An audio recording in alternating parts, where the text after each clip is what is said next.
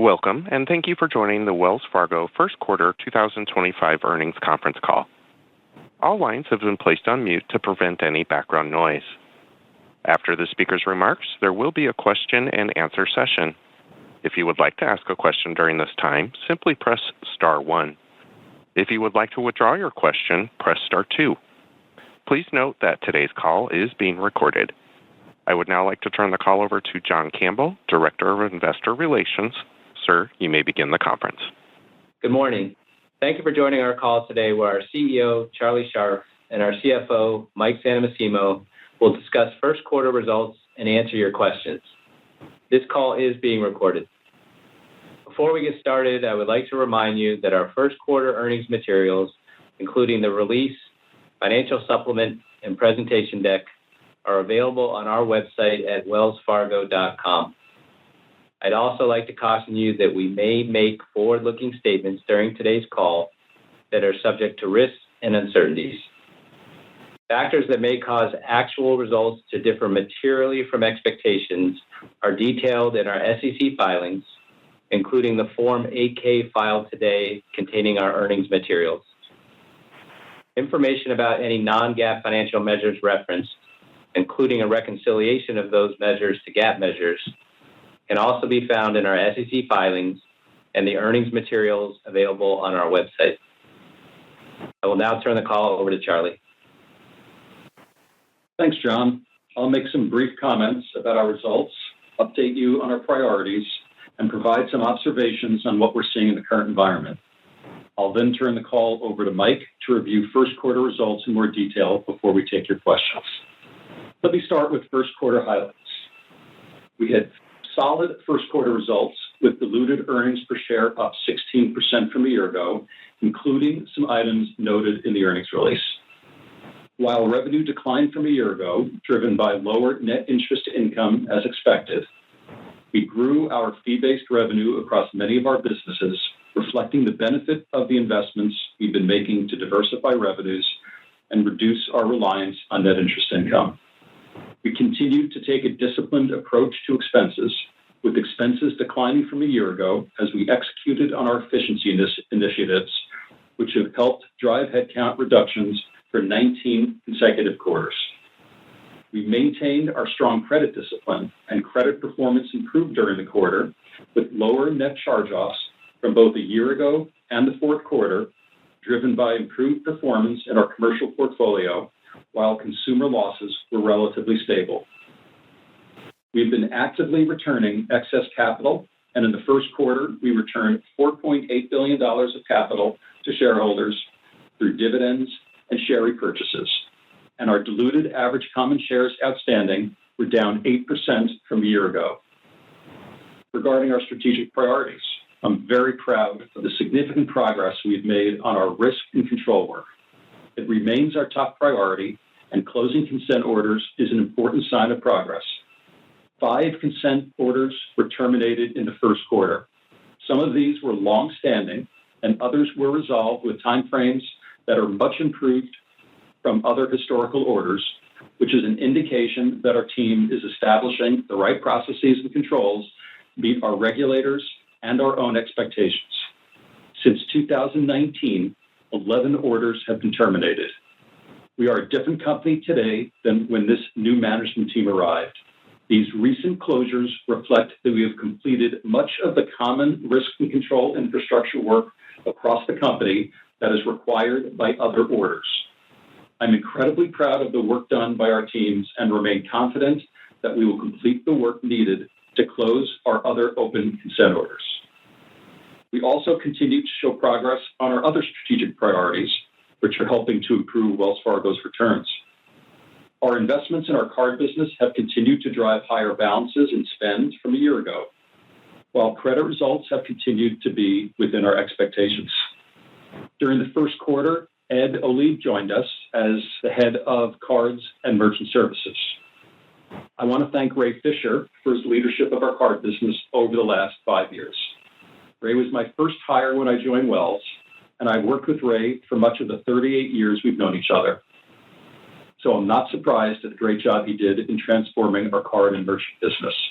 He brought great talent into the business, transformed our product offerings, and greatly improved the customer experience while making the card business an important strategic part of Wells Fargo. I'm equally excited to welcome Ed to the company. He brings more than 25 years of financial services and credit card experience, and his expertise will be invaluable as we continue to grow our credit card business and expand our payment capabilities across merchant services. Turning to our auto business, we've started to launch our partnership with Volkswagen and Audi brands as their preferred purchase financing provider in the United States. Following the termination of the sales practices consent order over a year ago, we have been taking measured actions in consumer, small, and business banking that started to generate modest growth across a number of metrics, including net checking account growth, more credit cards originated in our branches, and improved customer experience scores.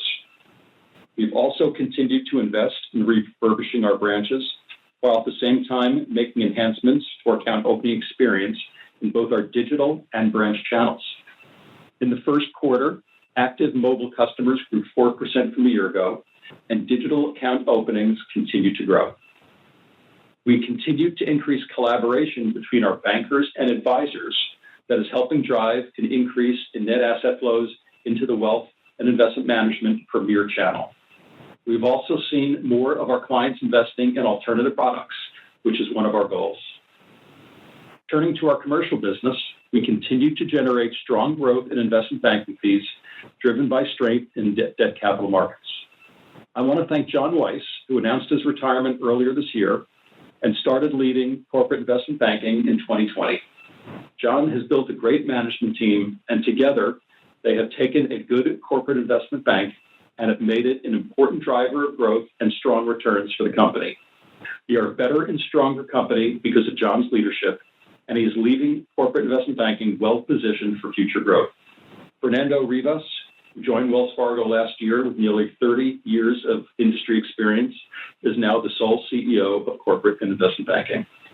We are also focused on expanding our commercial banking business, and the investments we've made in relationship managers and business development officers has helped to attract new clients, and we've seen some early success in offering our investment banking capabilities to our commercial banking clients.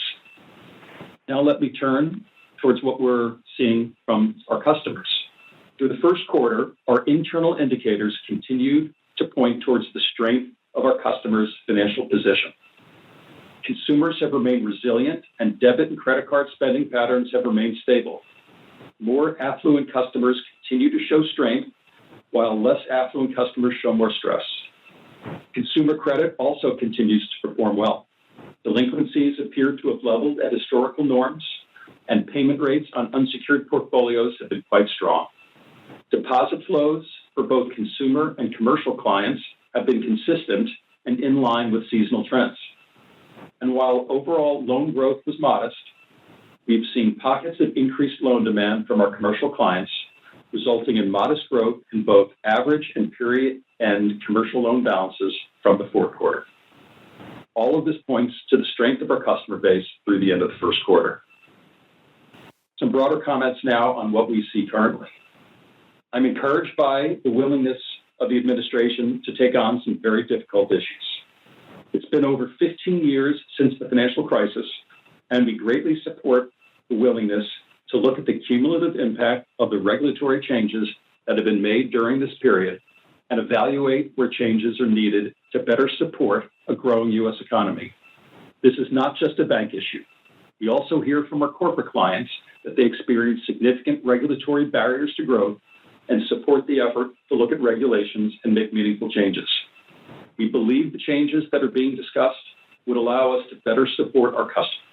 That means make more loans, take more deposits, and provide more liquidity to the markets while still preserving robust regulatory oversight. Regarding trade, we also support the administration's willingness to look at barriers to fair trade for the United States. Though there are certainly risks associated with such significant actions, and we see concern playing out in the markets and the economic uncertainty that now exists. Timely resolution, which benefits the U.S., would be good for businesses, consumers, and the markets, and therefore good for Wells Fargo since we're predominantly a U.S. bank. Wells Fargo prospers when the U.S. prospers. Though we have heard a great deal from our clients as they work through this transitionary environment, we have not seen an impact on their condition yet.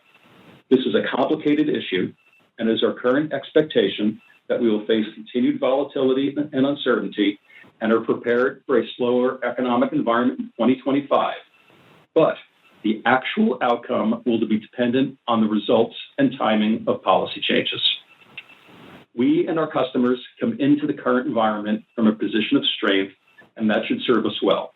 We've managed credit well over many cycles, and over the past couple of years, we have taken several credit tightening actions that have reduced our origination volume and improved our credit performance, which should position us well if there is an economic downturn. We have a strong balance sheet, including our capital and liquidity levels, which allow us to support our customers and clients in a variety of economic scenarios. We will continue to react to both known and anticipated policy changes and their potential effects on the economy, and will continue to carefully monitor these trends and respond accordingly. Our focus is unwavering. We want to be an important partner to our clients, communities, and governments in driving sustainable economic growth in the U.S. We are transforming Wells Fargo by investing to build a well-controlled, faster-growing, and higher-returning company while we work to better serve our customers and become more efficient. I'm proud of all that we've accomplished and even more excited about our future as we build one of the most respected financial institutions in the country. I will now turn the call over to Mike. Thank you, Charlie, and good morning, everyone. Our first quarter results were solid, with net income of $4.9 billion or $1.39 per diluted common share, both up from a year ago. These results reflect the consistent execution on our strategic priorities. We continue to see growth in fee-based revenue across many of our core businesses, had a focus on reducing expenses, and maintained strong credit discipline, and continued to return excess capital to shareholders.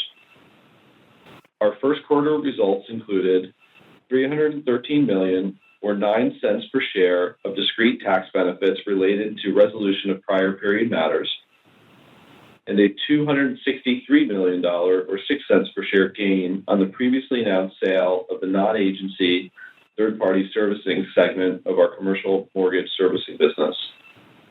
These benefits were partially offset by $149 million or 3 cents per share of losses related to $2.6 billion of debt securities as we continue to repositioning the investment portfolio.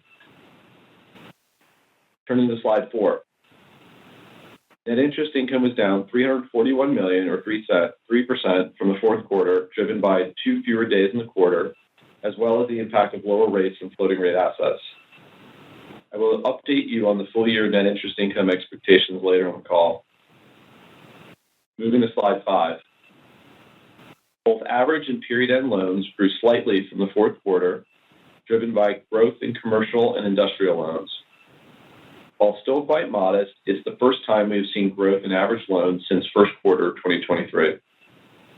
Average deposits increased from a year ago across our commercial and consumer businesses, enabling us to reduce higher cost corporate treasury deposits by $69 billion or 58%. Average deposits declined 1% from the fourth quarter as higher consumer balances were more than offset by a reduction in higher cost corporate treasury deposits, as well as seasonal declines in our commercial businesses. Average deposit costs declined 15 basis points from the fourth quarter, with declines across all of our businesses. Turning to slide 6. Non-interest income was stable compared to a year ago. The impairments in the venture capital portfolio and losses from the investment portfolio repositioning were offset by growth across many of our businesses where we have been investing, resulting in higher investment advisory and investment banking fees. We also benefited from the gain on the sale of a part of our commercial mortgage servicing business. Turning to expenses on slide 7. Non-interest expense declined 3% from a year ago, driven by lower operating losses and the lower FDIC special assessment, as well as the impact of our efficiency initiatives.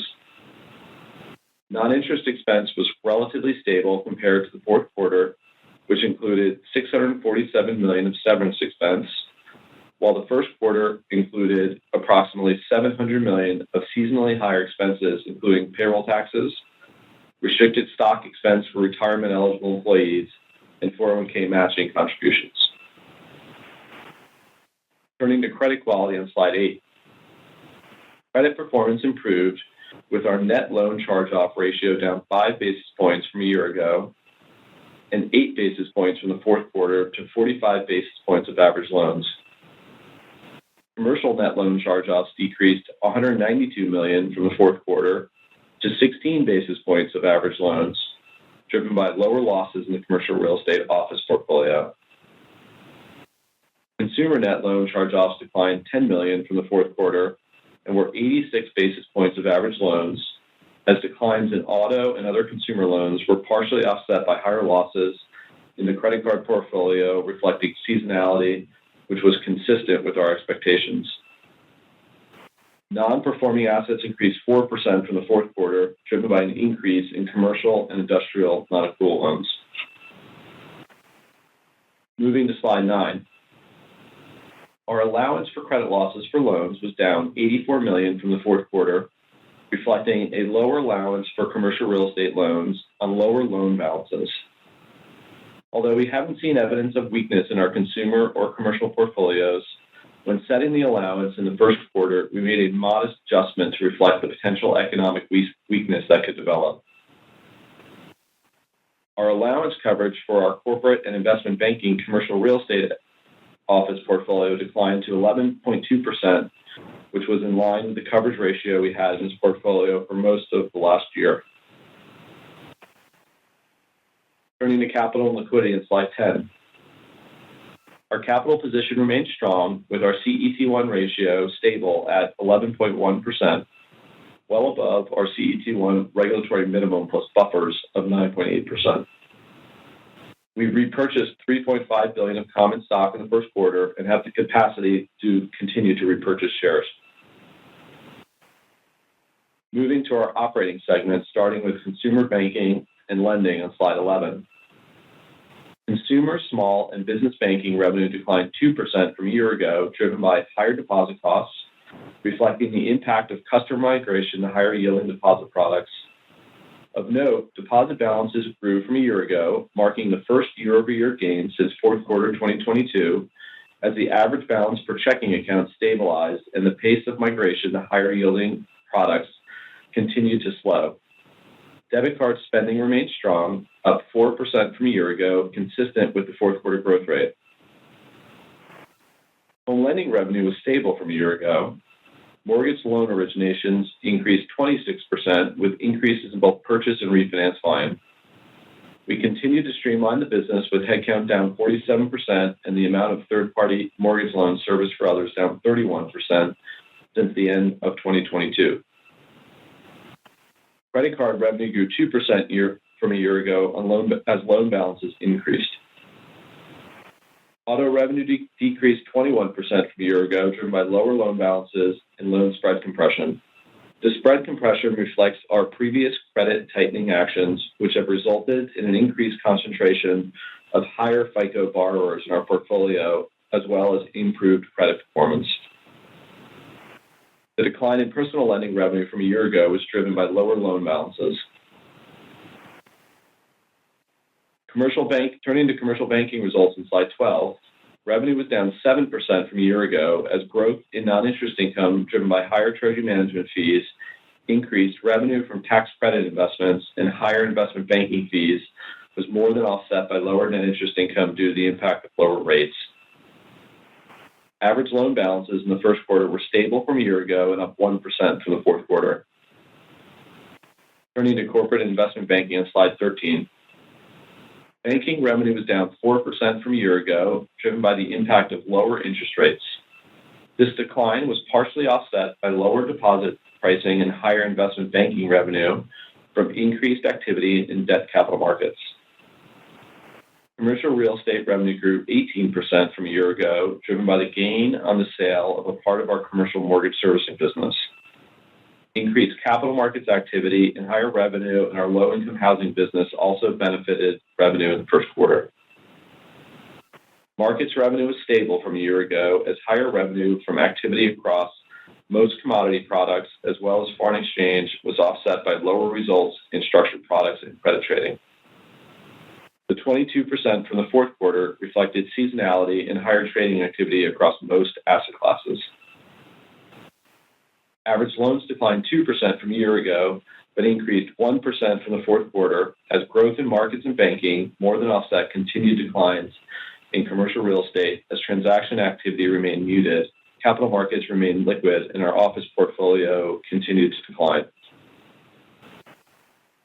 On slide 14, wealth and investment management revenue increased 4% compared with a year ago as higher asset-based fees driven by increased market valuations were partially offset by lower net interest income due to higher deposit costs.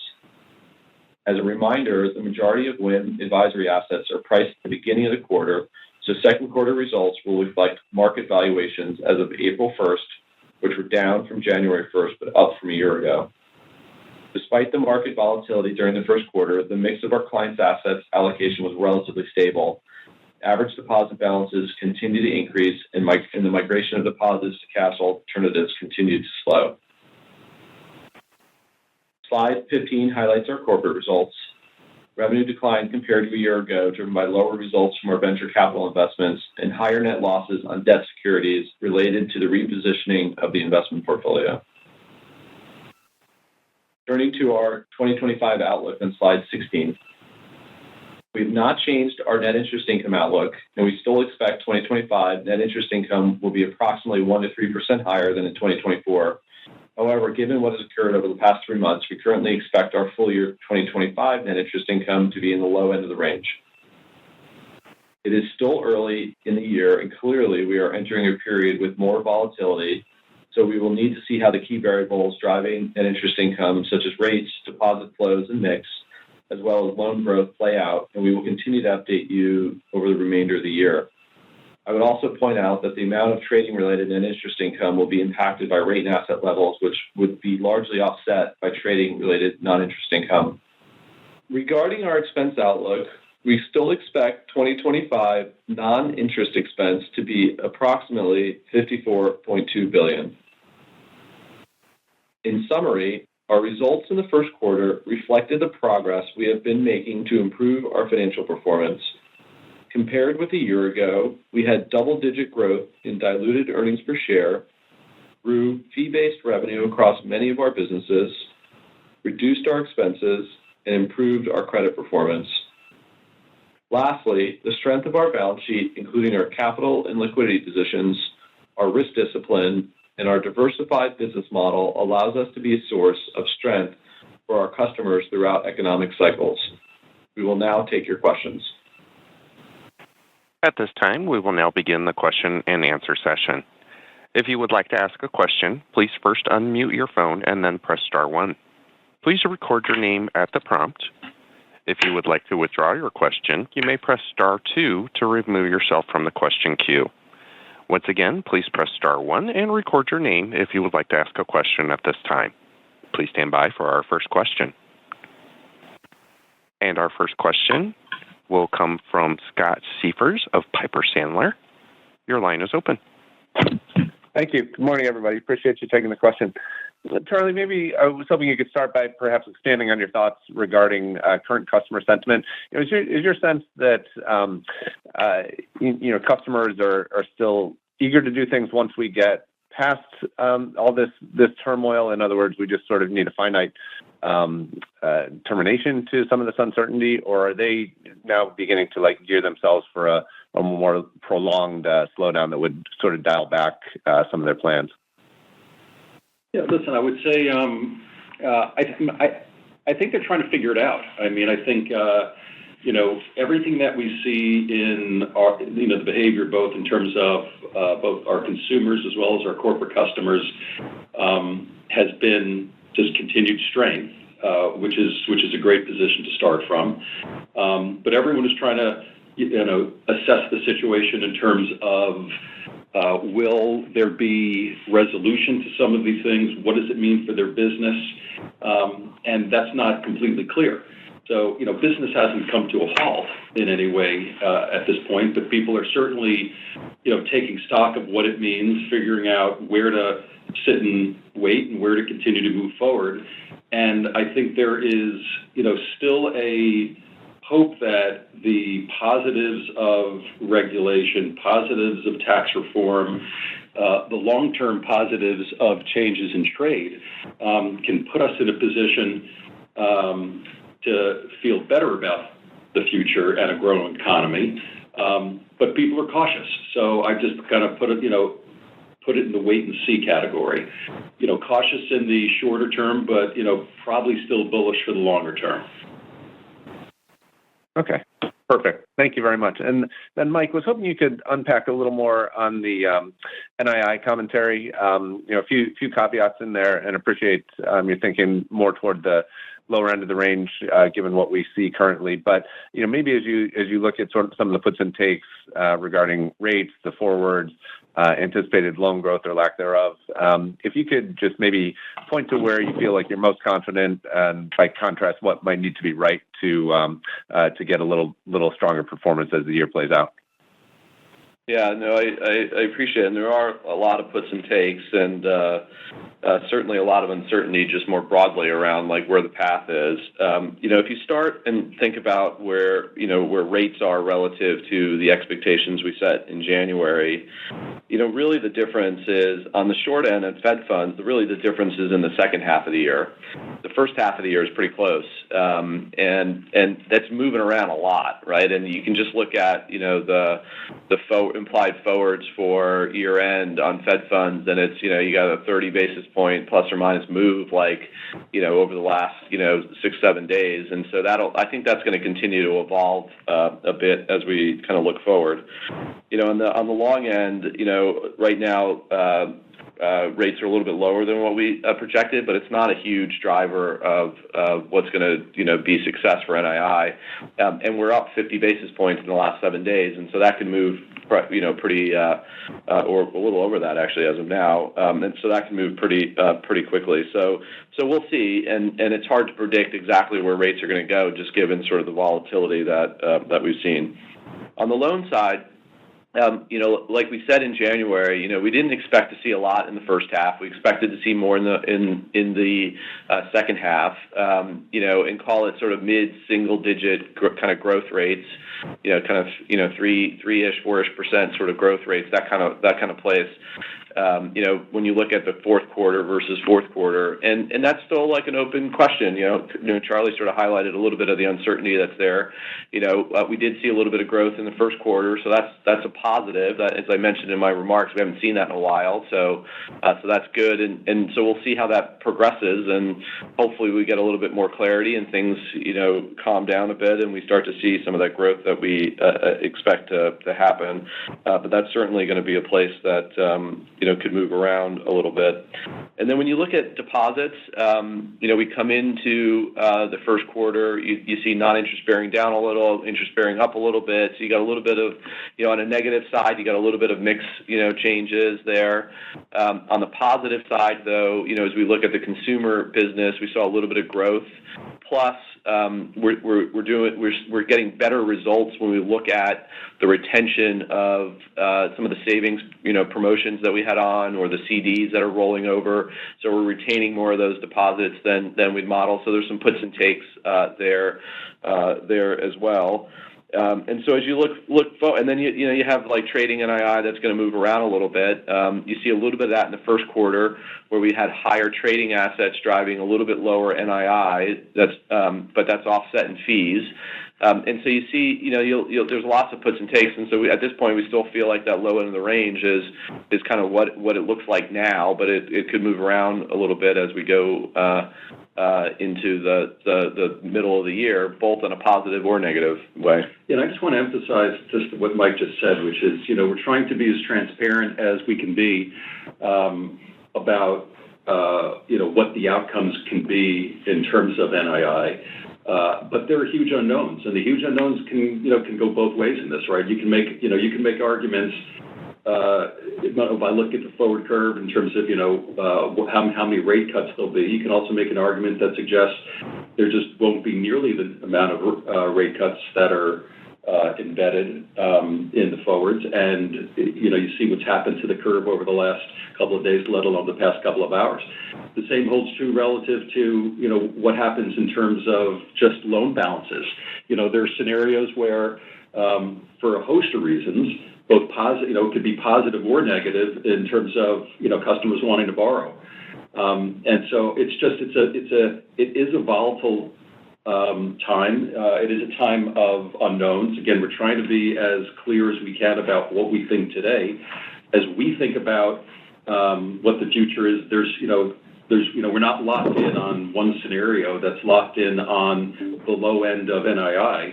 It's how can this play out? It can play out multiple ways, and as we sit here next quarter, we'll hopefully have be able to share more because time won't just have passed. But hopefully, the issues that are driving the rate curve out there, we'll have a little bit more clarity on. Perfect. Thank you all for the additional color. The next question will come from Ken Usdin of Autonomous Research. Your line is open. Thanks. Good morning. Charlie, in your interest statements, you mentioned continued progress on knocking down more of the consent orders, and I just want to ask a bigger question about the regulatory backdrop, and does anything in the moving parts that we're all watching happen in terms of appointments and new heads and such impact how you move forward on trying to get the rest of them done, and just if you have to make an adjustment, like what are those adjustments that you have to just be thinking about? Thanks. Yeah, listen, I don't think we need to make any kind of adjustment. I mean, I was asked in the past about how I felt about, the willingness of people in leadership positions in the prior administration to close orders. And I was very consistent in my belief that, the regulators are very objective when it comes to these things. They're very fact-based. They want us to do the work. They want us to do their validation. And if we do that, they'll close the orders. And we've seen that. We've had 11 closed since 2019, and so I think I don't think the change in administration suggests that we need to do anything differently. I do think certainly the view that this administration has, and the people that are both whether they're acting or those that have been nominated or those that are in new positions. Would certainly want to be constructive when it comes to not just regulation but supervision, and so I presume that they will react in a very positive way to the progress that they've seen us made. And I would point you to the quote in the press release about our view on the importance of the work that's been completed in the closed consent orders, and what that means for some of the orders that are outstanding. And so I think these things come together to not have us feel any different, meaning we still are extremely confident in our ability to do what needs to get done here. Great. And Mike, one for you. You mentioned that you made a little bit of adjustment on the reserve. I think people are noticing that the reserve, there was a bit of a reserve release. You guys are one of the more conservatives in your scenarios, but can you kind of just talk through just how you feel about where you stand now and how the environment also just makes you think about whether that was fully captured in the first quarter reserve, or are there any things we should be thinking about going forward? Thanks. Yeah, sure. I think first, in terms of the adjustment we made that I highlighted, it was a couple $100 million. And so we would have had a bigger release given, both the change in balances we saw in the quarter, but also sort of the credit performance, which has been really, really good. And you can kind of see that you look at the charge-offs. And so it would have been, a bigger release. I think when you take a step back and look at the way we've approached the allowance now for, consistently now for a number of years, we start with a pretty significant weighting on the downside scenarios. So we have a baseline scenario, we have a couple downside scenarios, and we've had a pretty significant weighting on those scenarios now for a number of years. When you look at, how that projects out, and you can see a little bit of this in the Q, but it's not, it doesn't quite give you the whole time series. But when you look at, what that shows is it shows unemployment kind of getting to a little over 5.8%, so a little under 6%, out a couple quarters versus what you might see in the Q. So it already is pretty, a pretty significant uptick in sort of unemployment running through the models. But I would also point out, that's like step one. So running the models, getting, 5.8%, as like the unemployment, that's step one in terms of, where we get with the allowance. Step two is then, really being thoughtful about all of the things the models might not, capture, appropriately. And so we increase the allowance based on a lot of the judgment that we then apply across the different, risks that might be there within the scenario. So I would sort of take, comfort that, one, we do have a pretty good weighting there on the downside. It is 5.8% unemployment, and then we add more allowance on top of it. Now, will that change based on, the path of the economy? Maybe, right? We've got to see where this starts to go. If we have a much deeper recession, would you see allowance uptick? Probably, but I think, something's got to change, pretty, change as in terms of the outlook in a pretty significant way. And I'd sort of bring it back to where Charlie was before. When, clients coming into this are in really pretty good shape, right? And you can see that through the charge-off performance. And so, both on the consumer side, in good shape, we're not seeing deterioration happen in any meaningful way relative to what the trend that we've had over the last couple quarters, even on that lower end consumer. And on the corporate side, same thing, very consistent performance now for a number of quarters.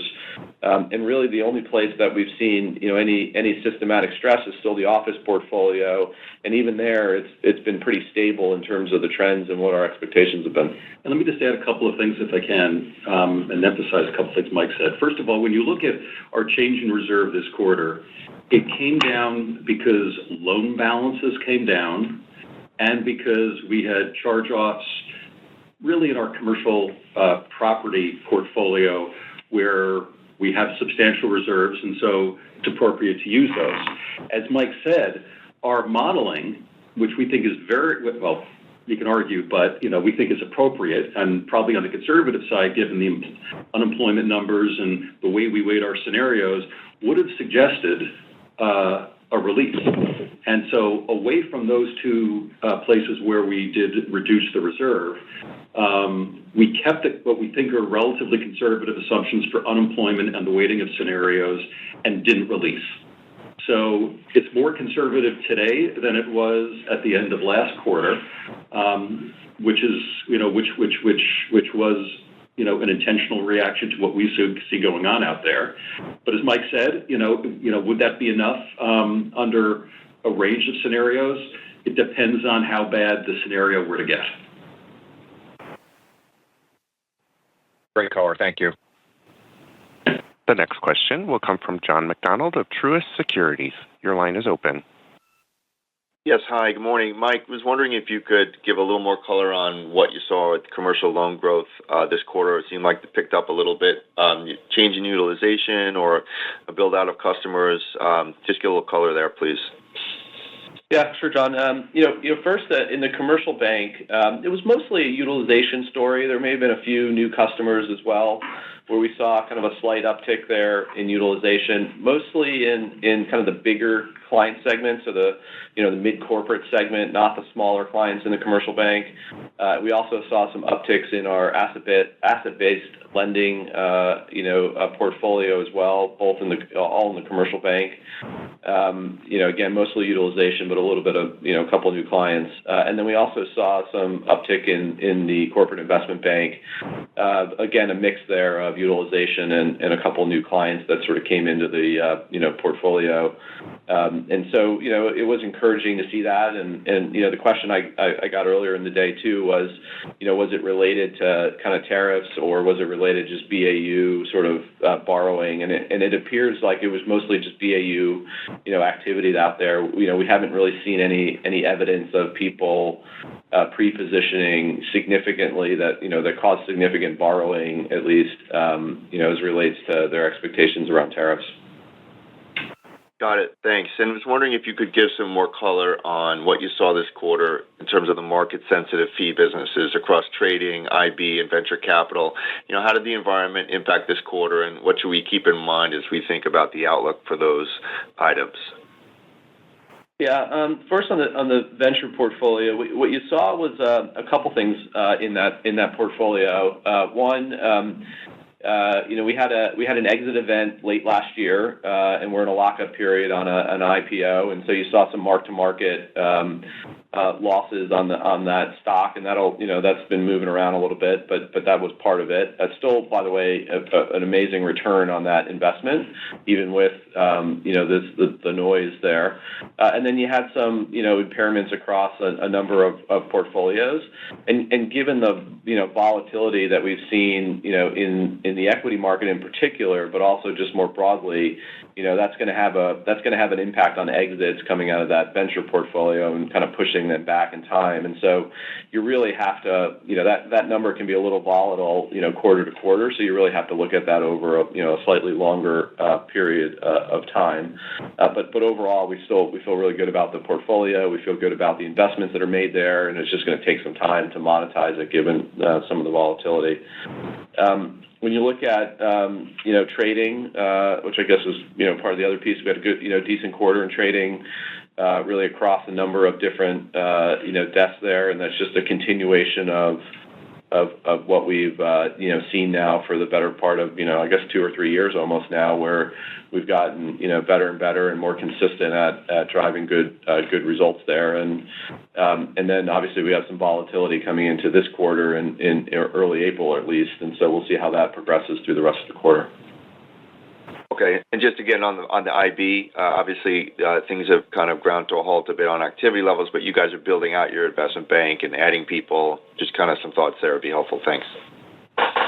Yeah, no, the investments that we're making continue. We've announced a few more over the last number of weeks with different people joining in different roles.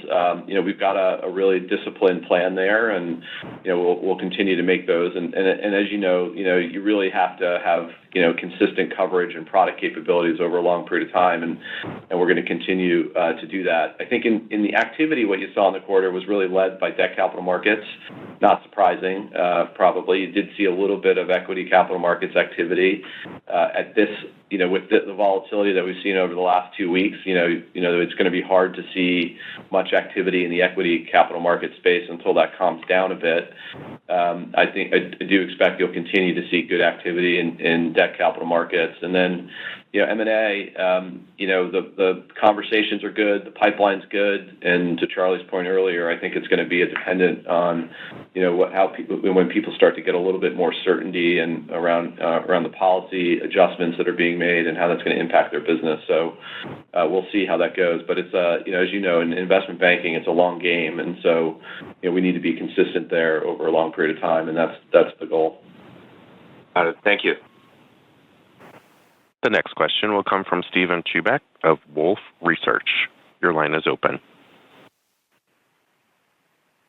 Hi, thanks for taking my questions. Maybe just a follow-up to the discussion around the fee outlook, but maybe with an expense lens or framing it with an expense lens. Just given the better core expense outcome in the quarter versus the quarterly run rate implied by the full-year guide, and some of the headwinds you cited just on the fee side from various impairments or negative AUM marks, I was hoping you could speak to the expense flexibility in the model if the fee outlook or backdrop continues to deteriorate further. Yeah, sure. Look, I think there's always a degree of flexibility as you go through the year. We want to try to make sure that we stay consistent and execute on a lot of the core investments we're making. But if you start with like the easy ones, right? If the market continues to decline from where it is today, you'll see less revenue-related expense, particularly in wealth and investment management. The IB, comp will be a function of sort of activity and revenue that we see throughout the year. And so there's some flexibility, obviously, there depending on sort of where revenues, come in. I think, we've seen really good performance in the quarter on operating losses. So we gave you an estimation there. That's obviously running below sort of the run rate. So there's, hopefully that will continue as well. And so I think it's an active, we're actively managing that, as each week, each month, each quarter, as we have now for the last 4 or 5 years. And so, we'll take action if we think this is going to be sustained in some way, but while we protect some of the core investments that we need to make. Thanks for that color. And Mike, for my follow-up, I was hoping to drill down into some of the NII comments you made around the second half ramp and some of the idiosyncratic factors like the CD roll-off you cited. It's certainly an encouraging guide, especially given the changes in the forward curve. But myself and others appear to be struggling to reconcile some of the resiliency, admittedly, with all the incremental cuts that are now in the forward curve. And I was hoping you could maybe just speak to the exit rate on NII once those cuts are fully absorbed, just as we try to think about the jumping off point looking ahead to 2026. Yeah, I mean, that's a difficult one, right, to give you a lot of specificity. I can understand why you'd want me to try to do that, but I think obviously rates are one factor that go into sort of the jumping off point. I think as you just sort of look at where the forwards are relative to what we showed you in January, as I said earlier, you're 40 or 50 basis points lower potentially on the forwards in part of the second half of the year. But remember, in the fourth quarter, the cut usually comes in later in the quarter, so it doesn't have a big impact in 2025. And then I think, loan growth, we're still expecting to see some loan growth. We think some of it will be resilient to the environment, but some of it, obviously in the commercial bank and some of the corporate franchise, is going to be a function of, the broader macro view here. And so we'll see how it sort of plays out. But I think trying to estimate where we're going to exit 2025 is not something I think we're going to try to get very specific on at this point. I would just remind everyone that, just as we plan for different scenarios, you all should plan for different scenarios as opposed to just what the forward curve says. Yeah, forward curve is usually wrong. And changes dramatically. Yep. It's almost always wrong and is always changing. So I could certainly appreciate that sentiment. Thanks so much for taking my questions. Yeah. Yep. The next question comes from Betsy Graseck of Morgan Stanley. Your line is open. Hi, good morning. Charlie, a couple of questions for you. One is on the 5 consent orders that were closed so far year to date 2025. And I'm just wondering, how does that impact you? Does that give you more management time? Does it enable you to take down expenses at all? Does it make you more efficient or not? I'm just wondering if there's any tangible impact that we should see from this. Yeah, that's a good question. I think,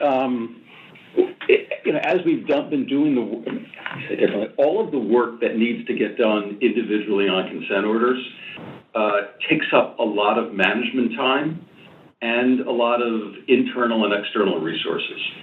So as we complete the work, we have to dedicate less resources towards the project aspect of getting these things done.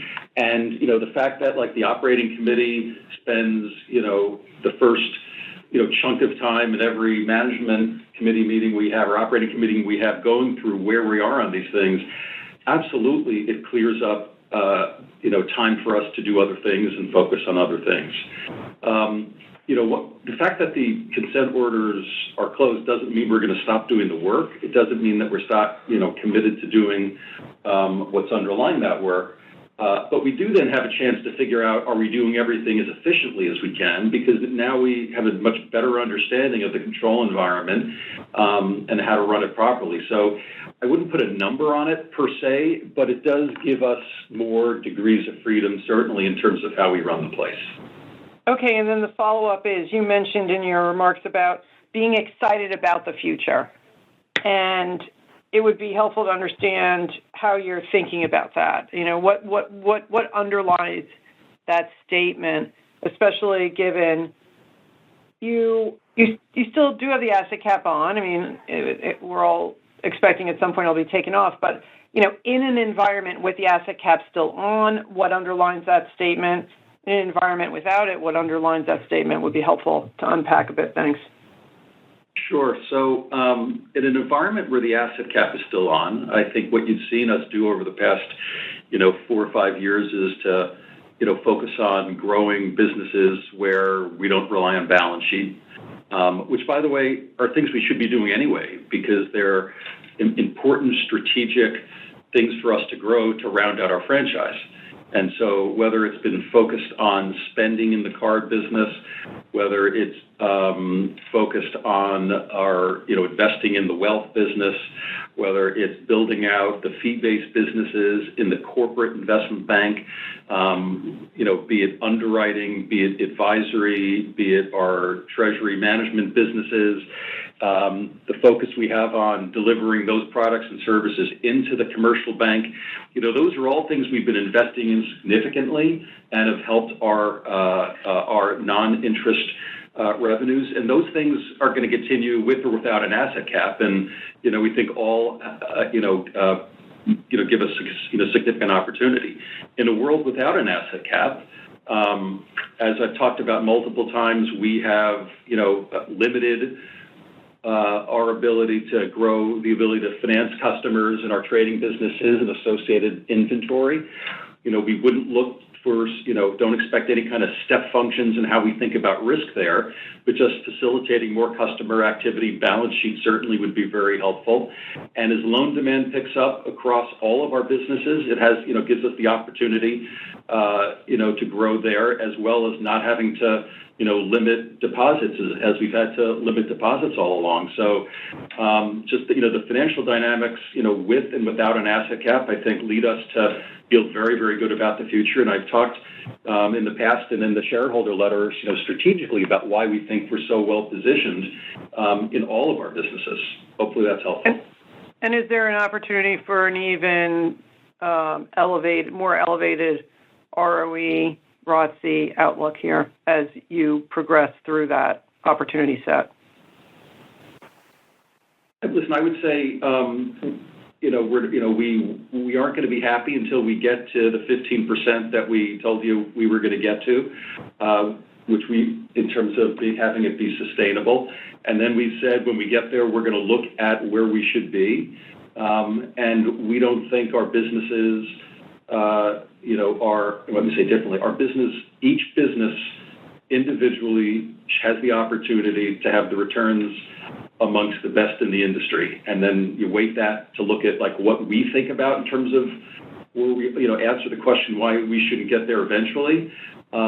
That's how we think about it. But we also know that we're going to, continue to grow investments and things like that. So, we feel very good about, what's in front of us, regardless of the short-term volatility that we see in the economic environment in the markets. Thanks so much. The next question will come from Ebrahim Poonawala of Bank of America. Your line is open. Hey, good morning. I guess maybe just on the last thing you mentioned, Charlie, around each business should have best-in-class ROE. You've talked about that for a while. The consumer business obviously stands out there. Give us a sense of how much of that improvement in the consumer business on ROE is removal of the asset cap. Maybe there's some efficiency opportunities that arise out of that versus better using your branch network after the consent order that got lifted last Feb. Just would love to hear how we should think about that ROE gap relative to best-in-class peers, narrowing from here, and if there's a time frame that you have in mind. Well, I'm not going to talk about a time frame because what we've said very consistently is get to 15%, and so that's what we're focused on. And when we get there, then we'll talk about how we think of the overall returns at that point. But I'm just trying to provide some context for how we think about what the longer term opportunities here are. When we talk about internally the opportunities to increase ROE, and I just want to also make the statement that we're focused not only on growing sustainable ROTCE, but we're focused on sustainable growth. Because it'd be very easy for us to get to a much higher ROTCE number without investing to build the kind of growth we want to build into the franchise. And so that does elongate the time, theoretically, that it takes to get to some of these industry-leading numbers, because it's not lost on us that some of our great competitors have both very high ROTCEs while investing significantly, and they've been doing that over a long period of time to get to where they are. But when I think about just specifically the consumer business, and I referred to some of these things in our shareholder letter, when we think about our consumer lending business, almost all of our businesses in our consumer lending segment are earning far below the ROTCEs that they should be earning for different reasons. We're in a growth phase in the card business. We've talked about just what that means in terms of how so many of the expenses are front-loaded, balances get built over a period of time. But as long as the results play out on top of the models that we assumed, we know that's just a matter of time until those returns increase significantly. Our auto business is on a journey. Programs, obviously, we've got some, question marks in terms of what tariffs will mean to some, our partner out there. But, the deal that we've done to be the captive on new cars with Volkswagen and Audi, we think, certainly is a significant plus.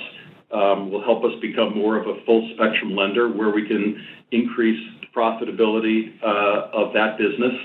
And we're still on a journey, which we're very confident we're going to get there, not just to run a better home lending business, but that business does not have the returns that it should, and that's just as we transition to this different model. So we look at those things, and then when we look at our consumer and small business bank, the returns are very strong, but we've not had the kind of growth that other people have had, and I've talked about the constraints that we've had there, but we feel really good about what we're doing. And so, there, as you see that growth, given the nature of the business, it's not capital intensive per se, so it increases returns. And so we see, a pretty clear path in our consumer businesses for some material improvements. That's helpful. And just a second question, would love to hear how you're thinking about capital management. Now, your SCB went up 90 basis points last year, and we see what the results have come end of June. But assuming we have a similar size or some decline this year, is there an internal philosophy around where you think the right CET1 is for Wells, regardless of where the SCB shakes out? And does potential changes in sort of the regulatory backdrop reduce the need for a 100 basis point buffer in terms of how you've thought about that? Yeah, listen, I would say, Mike, I'll start and then you either correct me or add to it based on what you think. Listen, our SCB went up 90 basis points last year, and we have no idea why. When we look at this, the company, when we look at the balance sheet of the company, when we look at the businesses, we're a less risky business today. We have higher margins, higher returns than we had. And so, trying to understand why our SCB went up, it's illogical. When we look at the scenarios in this CCAR, you've obviously seen them. There are different scenarios, less severe, and so hopefully that produces a different outcome, but who knows, because we haven't had the kind of transparency that we think is appropriate. So wait and see. So we've got to get through CCAR before we actually make any of those determinations. And then layer on top of that the comments that we've heard from regulators of their commitment to increase transparency, to relook at a lot of these things, both both from the Fed as well as the administration's desire to look at these things, and it appears that we have, more aligned regulators across the different regulators have to agree on some of these things away from what's just specifically in the Fed's purview. So I think all of these things align to a better capital environment, which means it gives us more flexibility to serve customers. I said this in my comments. That means make loans, take deposits, provide more liquidity in the markets, which banks are supposed to do. But I think it would be wrong for us to get too specific about what that all looks like and how that, determines what we think about buffers until we know what they're actually thinking. But directionally, it's certainly a positive, not just from what was proposed, but hopefully from where we are today. Thank you. The next question will come from John Pancari of Evercore ISI. Your line is open. Morning. Thanks for taking my questions. Just related to that last topic, I just wanted to maybe get your thoughts on how you're feeling about the pace of buybacks here. We saw you bought back $3.5 billion in the quarter, and you just talked about your CET1 level where it stands now. How are you feeling about the pace of buybacks as you look forward, particularly if we are looking at some softening in the economic backdrop? Does that make you feel any different in terms of how you're approaching the pace of buybacks? Thanks. Yeah, John, it's Mike. I'll take a shot at that. And our approach is no different in this environment than it is every quarter. Since we've been here. We start with what's the opportunity set we have in terms of providing supporting clients either through loans or other activity. We go through a series of conversations around risks that are there, in the short and medium and longer term. And then, whatever's left is sort of, goes towards, buyback if we think it's appropriate. And I think we'll go through that same process. We've tried really hard not to get in this game of trying to predict each quarter what we're going to buy back. But I think, as we've said, we've got capacity to do more. It's been a priority for us over the last number of years. And we'll continue to go through the same process we go through and see where we end up. And just to emphasize what Mike said, just to, because we each said this, I think in our remarks, is we have a very strong capital position now. We have, significant excess capital, and that's been very, very intentional. Both, at the time we were, unsure whether or not capital requirements were going to go up and what was necessary there. That seems to be off the table, and directionally it looks like it'll go the other way. But we're also in this period of uncertainty. So we have the flexibility, certainly, to continue to buy stock back, given the position that we have. And we're just going to have to evaluate it throughout the quarter as time goes on. But more to, we'll certainly, tell you when there's more to talk about. Got it. Okay, thanks, Charlie. And then separately, on credit, on the commercial front, are you seeing any indications of borrowers beginning to draw down lines as a precaution given the economic backdrop and recessionary fears? And then secondly, on the commercial front, I guess this will apply to consumer as well. Is there any areas that you're tightening lending standards incrementally now post the tariff announcements and the economic implications where you're looking at things more cautiously and therefore tightening? Yeah, let me take a stab. I think so. On the draws, we're monitoring it really, really closely, both on the commercial banking side and the CIB side. There's been literally one draw that we've actually talked about, and we don't really think it relates to COVID, quite frankly. Tariffs. So it definitely doesn't relate to COVID. It definitely doesn't relate to COVID. We don't think it relates to tariffs. It's just the situation of that company and not something that anyone is worried about. But it just gives you a sense for how actively we're monitoring draw activity. The moment it happens, we're talking about it. There's communication across everything. The second part of the question was, credit tightening actions. Listen, one of the things, and I referred to this in my remarks, we have made a whole series of tightening actions which have reduced volume, and that's part of the reason why we're seeing such strong credit performance, including on the card side. So, we've, gone into this environment with what we think are pretty conservative underwriting parameters. We had been having some conversations about whether or not we should reverse some of those. So we'll certainly be, slower in terms of, our willingness to do that. And we will sit and have a conversation, as you'd expect us to do, of, if we really were nervous about how this could affect the consumer, what we should be doing. But we haven't made any decisions at this point. But it's a living, breathing thing, which I hope you'd expect us to do. Got it. All right. Thank you, Charlie. Appreciate it.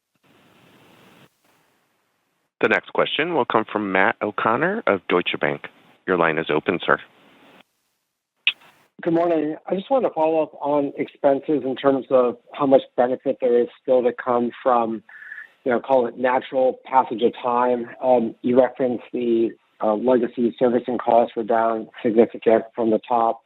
But how much more kind of built-in savings are there from things like that, decisions that you've already made and taken but just take time to play out?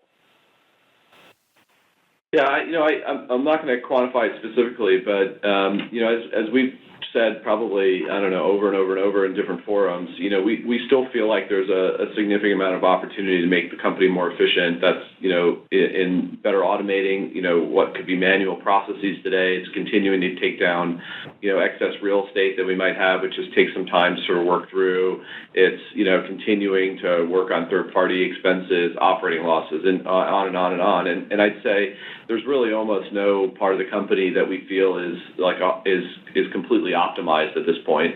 And so we're going to continue to just, methodically focus on it. And, it's not one or two things. It's hundreds of different, activities that are underway at any given point that sort of drive a lot of that efficiency work. And we still have more to do. And I guess taking like a more medium-term outlook, my sense has been those opportunities will allow you to self-fund kind of the rest of your expense base. So that conceptually you're kind of relatively stable on costs as, hopefully revenue growth picks up a little bit. Is that still a reasonable framework as you think out, over the next several years? Yeah, I mean, we're not gonna project out into the future, but I think certainly if you look backwards, for the last, number of years, like we've cut, $12 or $13 billion of expenses and reinvested a significant amount of that back into the businesses, and so we'll see we'll continue to give a view each year in terms of what it looks like, but as I said, we still feel like we've got opportunity to make the place more efficient, and we'll decide each year how that sort of gets allocated between investments and other stuff. Okay, thank you. The next question will come from Saul Martinez of HSBC. Your line is open. Hey, good morning, guys. Thanks for taking my question. Well, I just want to maybe follow up on the auto business. It's obviously not a big part of your total loan book, but the delta on growth has changed a lot. And it is, it's no longer declining as much as it was, and that's helped the overall loan growth trajectory. But I'm curious what your views are from here. My sense is, that this business has become more rational in terms of the competitive landscape, but you also mentioned in the prepared remarks that you see the results were impacted by loan spread compression, and obviously you have tariffs in the background. So just if you can give us an update on what you're thinking for this business, what the outlook is, how you're strategically positioned, and just any color. Sure, it's Mike. I'll try to answer that. So again, just maybe I'll start with the last piece on the loan spread compression. What I said in my remarks was that really the bulk of that is driven by the fact that the book has migrated to higher FICO clients over time as we've done a bunch of credit tightening 2 or 3 years ago, and I think that served us quite well over the last couple of years, and you can see the credit performance coming through. And over but what we've been really focused on now for the better part of a couple of years is two things. One, finding opportunities like the Volkswagen relationship that Charlie referenced before, which is, again, a great way to sort of, improve not only the growth but the return of that business over time. And then to some degree becoming a more full spectrum lender there as we've built out, other capabilities to do that in a very methodical, rational way. And so it'll always likely be a relatively small part of the balance sheet, but I do think that you should over time see that trough in terms of the balances start to grow some and see better returns over time. Our focus there is not growth at any cost, right? And we've talked about this over the last couple of years too. Like, we're going to continue to focus on generating solid returns as we sort of grow that business. And so if things get a little irrational at times, we'll pull back and focus, in the right places. But I do think you'll start to see over time that those balances at trough grow a little bit and hopefully at better returns. Okay, great, thanks. And then maybe a follow up on the markets business, because obviously you're building those out. The equities piece was flat year on year, and I know it's a small business at this point, but some of your competitors who reported this morning had reported very big increases year on year. Obviously, you've had a lot of engagement and volatility.